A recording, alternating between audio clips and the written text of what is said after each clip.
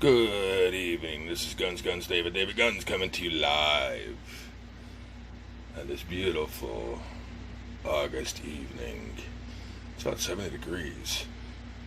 I'm cooking myself a ribeye tonight. The missus is just having soup. So how am I gonna cook this ribeye? Am I gonna pan fry it? I don't know. Or am I gonna use the grill pan to cook the steak? I don't know. What do you think? Or will I heat up the griddle on top of the stove and cook the ribeye? Or should I do it on the old trusty barbecue, gas barbecue? Oh yeah, with my rusted bars, you know, as LCD said. Yeah, this thing for, I don't know, 10, 15 years. It's a stainless steel barbecue. Yeah.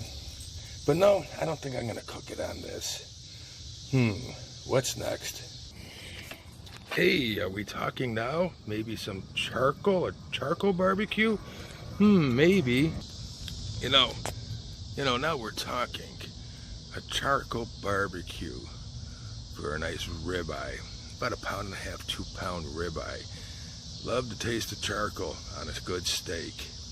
But this is the bigger barbecue. Why waste all that charcoal and space? What do you think we can do? Hey, maybe we can combine cast iron, charcoal, and grill on the steak. Let's see what I can come up.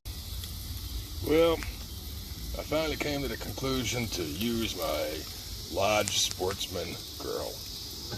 Cast iron and using a lid to keep the heat in.